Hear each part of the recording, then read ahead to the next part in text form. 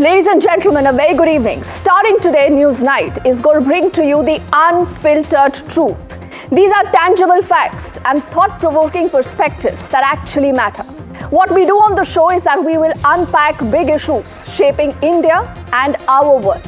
From the corridors of power to the streets just outside your door, we will be cutting through the noise. We'll dissect the facts. We'll explore what it all means only and only for you.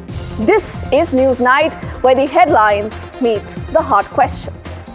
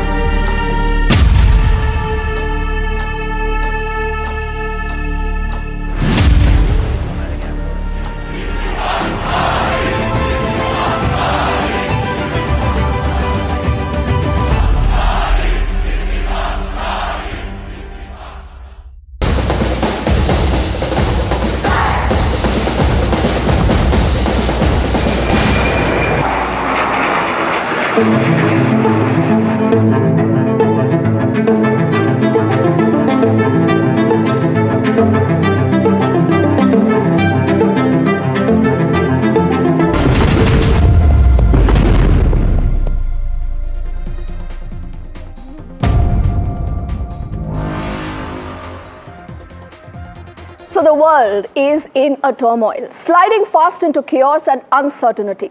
The Russian and the United States officials have earlier launched talks in Saudi Arabia, and this is about a 30-day partial ceasefire in Ukraine. And you know what happened just before these talks?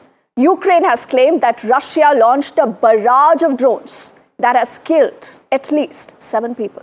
Russian attacks on Ukraine are escalating, while shaken Europe, in fact, is also growing louder against Russia and Trump's America. What is Trump's America doing? It is fortifying its own power. It is striking the Houthis. It's marshaling resources for its own Gaza and the Panama Canal projects. It is slashing the NATO funds and a lot more. In the meantime, the Houthis have also launched several strikes at the Ben Gurion airport in Israel. Look at these dramatic images on your screens. You know what is China doing? China now is rethinking its strategy. It is challenging America's plans. And in just the last about 60 days or so, you have the US that has held secret Pentagon talks on China. This while Poland has stockpiled essentials, it is bracing for a conflict. Tonight, ladies and gentlemen, News Night delivers the real developing global situation. We'll also examine India's position, India's options, India's stance. We are getting you information, newsmakers, that you would want to know. And even as you look at all this, remember that's happening, clearly in a position like this, you will be looking at critical questions. These are critical questions on top of your mind, and the first big question, we'll get that on our screens now. Could the ongoing Russia-Ukraine conflict actually escalate into a direct confrontation between Russia and NATO? This is the first big question. And at the end of the show, we'll also want to answer this. The other question that we'll deep dive into, what is the risk of a military conflict that could happen between the USA and China over the status of Taiwan? You must have read about this, about the ongoing situation. Let's bring up the third big question. How do tensions in the Middle East that seems to have become this new theater of conflict, particularly Iran and Israel, affect the situation across the globe? This brings us to our next big question on the News Night tonight. How could Turkey's actions in the Middle East ignite a broader conflict involving the USA and Russia? Because there are dramatic images even coming out from there. People are out on the streets. And let's not forget, what is the India picture? What should we in India be thinking about this? What strategic choices would India face in this scenario? What is it that Prime Minister Modi has done so far, and what is it that he will do next in case the scenario unfolds the way it is? And even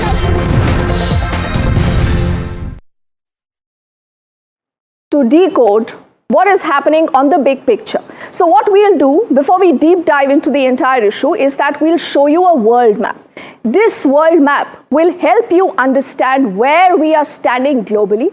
Why do we believe that this is a wide landscape? This is just an idea to tell you about what global conflicts, ladies and gentlemen, we are talking about.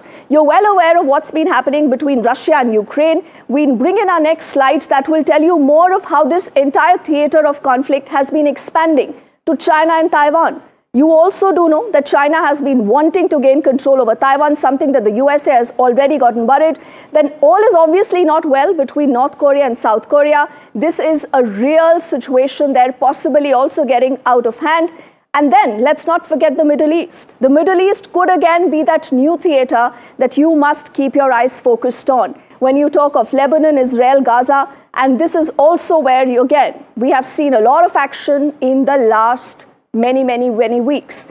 This also will tell us more about Yemen there and the US. Remember again, Houthis, there have been, out there on a rampage. We've seen the US, we've seen Donald Trump making it very clear that he will ensure that no terror elements, no rogue elements that do not comply with what Donald Trump says will be allowed to prosper. And there's a lot of conversation of a deal possibly that Donald Trump is also striking with a lot of other players. So if you look at even Haiti, there have been conflicts here, there have been civilian crises, people have been out on the streets calling again for better measures, for hold of their resources and much more. So if you look at the big picture, and then is the Israel-Iran conversation that we just spoke about. Again, all is not well in this global conflict. China, let's not forget the dragon in the room, quite literally. Now you're looking at China and the Philippines, again they're locked in a lot of dispute. The Red Sea, again there is an issue of conflict that we've seen and discussed time and again. And if we again try to take a big global picture, you will also be looking at the other players here. The other player here is South Sudan. So do not forget that it's not just the Russia-Ukraine war that you must be worried about or be thinking about. You're also looking at a lot of these countries, a lot of these spaces where you have this ongoing conflict going on. Pakistan, the neighbor that India obviously needs to deal with, but Afghanistan, ever since the Taliban there has come into rule, you're seeing a lot of that proxy terror that continues unabated, and we'll get you a whole world picture to tell you that all the areas that you will see highlighted are essentially also areas where you have the global conflicts that continue, right from the USA to Russia. So that is where the theater of conflict today revolves around.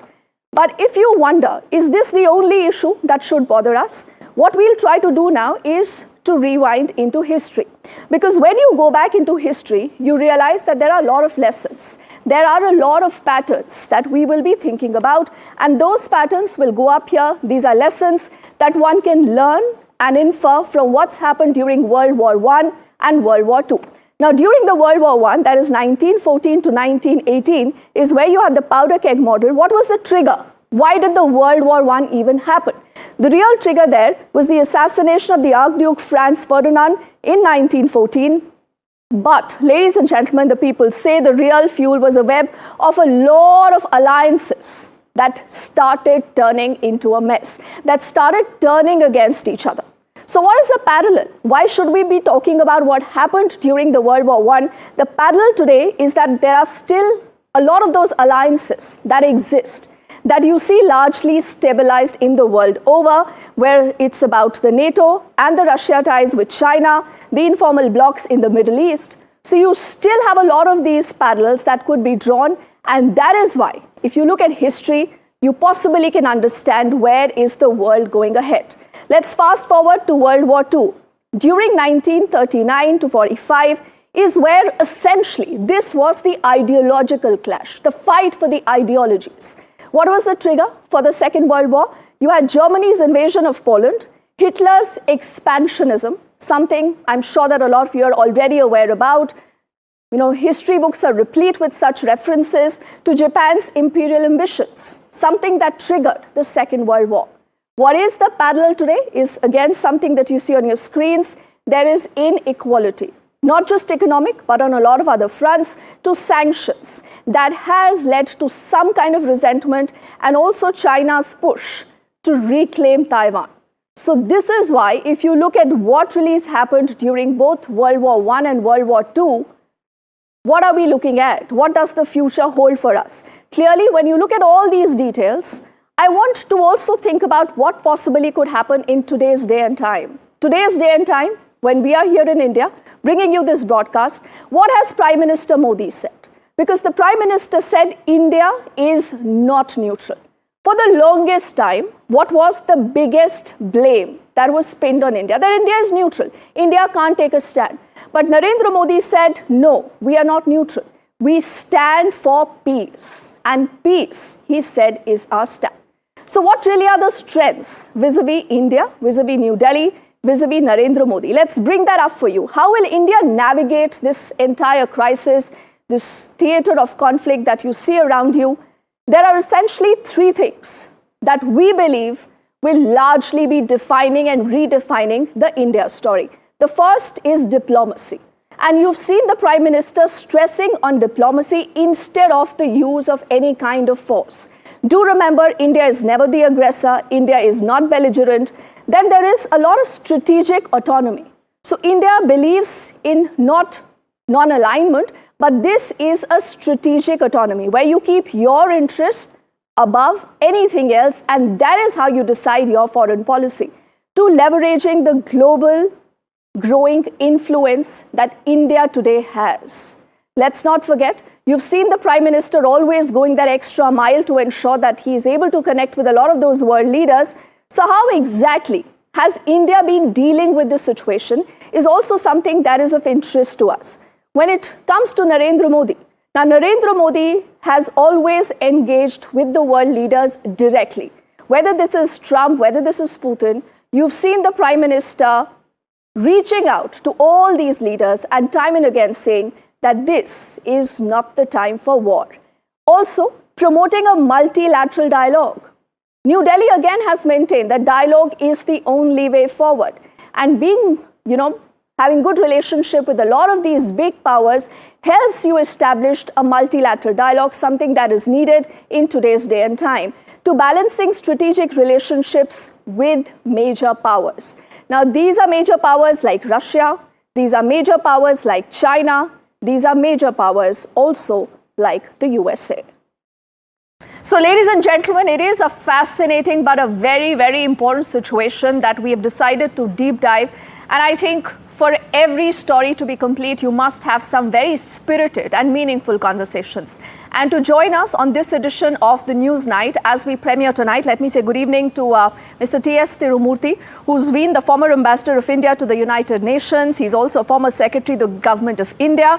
He's also right now a distinguished professor at IIT Madras. He's a man who doesn't mince his words, and he's also someone who smiles occasionally. So we'll get him to smile a bit because, there is already so much of stress all around. We are talking of conflicts. When you look at the situation globally, how do you assess for our viewers what really is going on? No, thank you very much for having me in your show.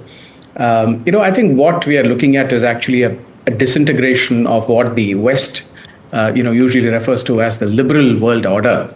And the most obvious thing is the impact what President Trump is having. And, I must say that we should not exaggerate what Trump is doing in the second term. At the same time, we should not downplay what he has done in the first term. Because what actually happened is that his successor, President Biden, actually carried forward many of his foreign policy initiatives. So, and President Trump has been quite consistent with what he has been saying right from the beginning about Russia, about EU, about NATO, about China and others. So I think what he could not achieve in the first term is actually taking it forward in the second term. The only difference is now that he has a very good team with him. And of course, there are other challenges like the Ukraine war and the Gaza war. And much is also being made out of this, transactionalism of Trump. Now, yes, there is transactionalism in what he is doing, and it has been a hallmark. But at the same time, let us not underestimate the geopolitical logic of what he is trying to do. See, on the one hand, we have the America First policy of the Trump administration. They've just put out a 2025 trade policy, and it has, they're going to fulfill those what they have set out in expectations in the policy. And they're also going to secure these priorities through use of tariffs as a weapon to balance any unfair advantage. Now, the touchstone is going to be reciprocity, and this touchstone will be applied to friends and foes alike, to developed and developing alike. And on the other hand, when you see the resetting of relations with Russia, it is as much a strategic goal as it is transactional. So what he could not do with Russia in the first term, and I wish he had done this rapprochement in the first term, because Ukraine would not have happened. That's the way I look at it. So, and this rapprochement with Russia is going to be good for India as well. And, he's also, but there are some fine-tuning to do. For example, we see a ceasefire with Russia that is being pursued on the one hand, but he has also given a green light for the ceasefire in Gaza to be violated by Israel. And there is also the logic of a deal with Russia to stabilize Europe. That's what he has said. But we don't have a deal with Iran to stabilize the Middle East. So these are things which he has got to look at. But the important thing is that he's also looking at a deal with China. And that is going to be a major reset around the world. It will have a fallout probably on India as well. So if you juxtapose all this, on the disregard for multilateral bodies and multilateralism which he has, there is bound to be fragmentation, geopolitical, security, economic, but at the end of the day, I think these are still slightly early days, and we'll have to see how it shapes up. Yes, and I think because you've spoken of the India situation, and a lot of our viewers have been asking us through the day that why has the Prime Minister said that our position is not neutral? Because the Prime Minister said that we are not neutral, we are with peace. So in today's day and time, to be able to take such a bold, a clear and a direct position, how do you see India, sir, really playing a larger role in this entire conflict and the situation? No, actually, he's very categorically said we are on the side of peace, and that's exactly where we are. But I'm not so sure that we are taking an active role in geopolitical, in fact, the question should be, why has India refrained from getting itself involved in regional and global geopolitics? And, India has been a net contributor for the global commons, for the global public good, like, vaccine Maitri, climate action, and so many other things, including being, digital public infrastructure is another one. So you've done wonderfully there. But in the last 2 decades, I think we have focused entirely on our development and our economy. And this is not just with the NDA, but it's also been with the UPA. So maybe we have convinced ourselves that if we take an active political role or a geopolitical role, then it may affect our growth. Or probably that we feel that if we do that, it may upset our very strong bilateral relations with countries. And it could also be that we feel that maybe the conflicts are best left to the key regional and global players, and we don't want to get involved. And as they say, all of the above may be true. But the point is that India has global ambitions. And, we are the 5th largest economy. We are a thriving democracy. We want a UN Security Council permanent seat, and we want to be an important pole in a multipolar world. So the expectations of the international community from us is also increases, and we need to do much more than take a stand or, be a bystander. And if we say in the UN Security Council, for example, that the decisions in the council are not really credible without the participation of the world's largest country, then this logic applies equally to what is outside the UN Security Council. Absolutely. And if India can speak both to Russia and Ukraine, for example, should we not be on the high table? So the flip side also for not taking an active role is that we are leaving or ceding the space to countries like Turkey, Saudi Arabia, Qatar, to tackle the conflicts around us. So I think it's important, and it's also equally important, by the way, that US does not ignore us. You recall that they ignored us when it came to Afghanistan. Correct. They ignored us in Bangladesh. So I think there is definitely a case for doing it. And also, I just want to add one more point. So, given our adversarial relationship with, China, this is not going to vanish anytime soon. So it is important to strengthen our alignments with our friends in theaters which are outside our region. Okay. So I think, I'm not saying we have to be a mediator in the conflict or pass messages. And you recall in the Korean War in 1951-52, when we were in the Security Council, we were actually doing very well, not as a mediator, but as a very important player. And we became chair of the Neutral Nations Repatriation Committee in recognition. So that's what I have in mind. And I think it's time India stepped up. And frankly, if they do that, they will protect our, it will protect our interest. And we will provide the leadership which the world desperately needs. And we have leaders in our country which can provide that leadership. Ambassador Tirumurthy, for your time and perspective, sir. Thank you so much. Thank you very much. Thank you.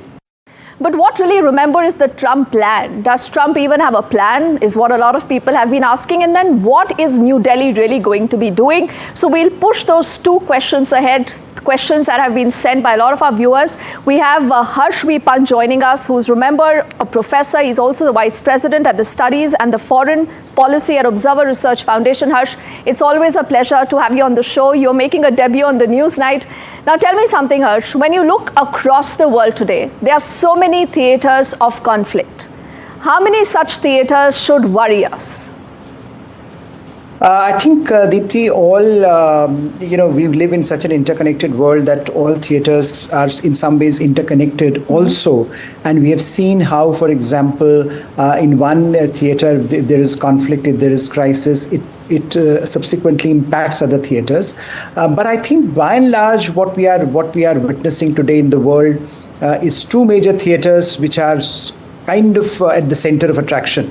You have the Ukrainian theater, the Eurasian theater that you may call it, and the Middle Eastern theater, where at one point it seemed as if we are very close to some kind of a ceasefire, but it has blown up completely. So I think what perhaps one need to ask is that since the Trump administration came in, it came in at the back of this promise that, look, we want to resolve these conflicts. And there is a logic to their approach. They argue, and many in the administration have openly argued, that, look, our focus has to be the Indo-Pacific, our focus has to be China.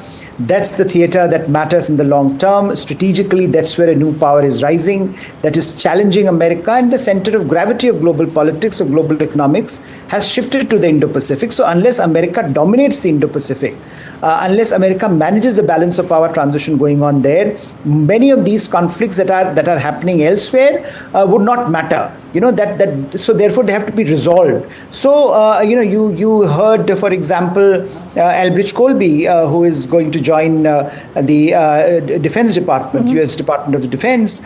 His testimony during his confirmation, he's saying that, look, America cannot compete with the Chinese in the Indo-Pacific, and therefore we have to wrap up many of these conflicts that we are engaged in. Now the question is, do they have a plan to bring these conflicts to an end? Trump administration said that, look, and Mr. Trump himself said that, look, I can conclude these conflicts in a jiffy. I can come and then suddenly they will disappear. And as we know from the last 2 months, it has not been that way. He has struggled to reach to any sort of a consensus between either Ukrainians and the Russians, or between the Israelis and the rest of the region in the Middle East. So I think there are real issues here in terms of his ability to deliver, and his ability to carve out a sort of a coherent narrative around these problems and these challenges that we are witnessing. And this causes a concern, because there was an initial optimism that now that Mr. Trump is here, suddenly we will have greater stability. That is not materializing. Maybe it's too early. Maybe maybe it will take some time. But I think what is also happening is that other actors are playing in. They are jockeying for influence. You have seen Russians, for example, Putin playing it very smartly. He has agreed to some very basic requirements, but by and large he's fighting on in the battlefield, hoping that the more territory he gains, the better he will be at the negotiating table. Similarly, Netanyahu in Israel has completely challenged America's approach, and maybe he has been given a green signal by the Americans themselves. So I think there are enormous questions today about the conflicts that are raging, and if even the Trump administration might be able to bring them under control. And this raises concerns for countries like India, who are developing countries in many ways, who want to focus on development, who want to focus on economic growth. They are being challenged like never before, because their economic growth is under question, and global economy is not doing very well. We know that. The numbers are down. The global GDP figures are not very vibrant, and there are pessimism around global economy. And I think at this point in time, if we don't get these conflicts under control, I'm afraid the world looks a rather pessimistic place, and therefore India is worried, and India should be worried.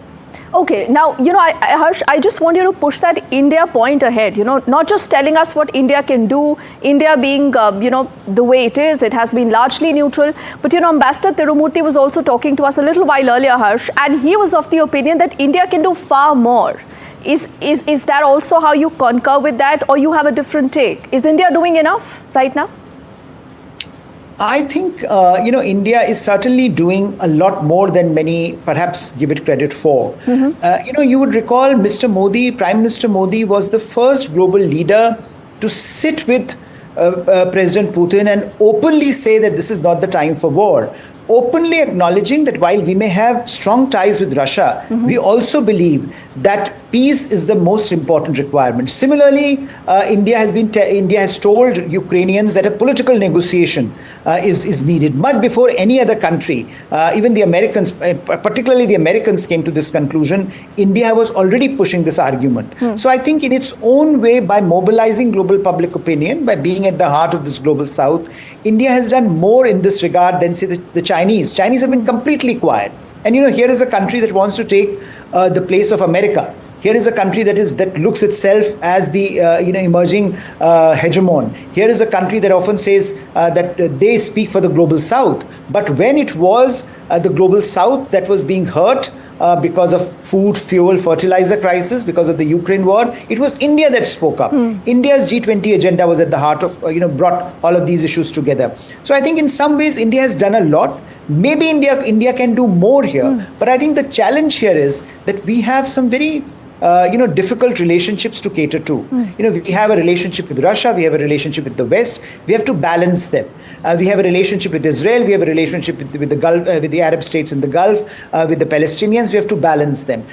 Because we are at a stage where we are focusing on the development, economic development, I think harming any one of these relationships would do great damage to our domestic economic growth story. So it's better to be careful in this regard. But I do think that given the constraints, India has been much more active than perhaps we give India credit for, or we acknowledged, we thought that India would do, say, a decade or even 5 years back. So I think there are changes there. India is, I think, I also heard the ambassador saying that, look, this is the time when global community has expectations from India. I agree. I think global community wants India to do more. They are pitching for India to shape some of these conversations and outcomes. And I think India's argument that it wants to be a leading player in the international system, it doesn't want to be a balancing actor, it wants to lead and shape global outcomes, is in sync with this desire on India's part, and maybe on the part of some of us, that India should be doing much more. But I do think that India is also very critically positioned in many of these issues, and therefore a careful navigation is perhaps good for India at this juncture. All right. Like they say, never say never. There is clearly a lot more scope to do a lot more things like Harsh you just outlined. Thank you so much for your time and for your perspective here on the Newsnight. So we've got you the facts, we've got you the data. But remember, every show and every story must also be putting out an editorial take. And this is where Newsnight will get to you the bottom line.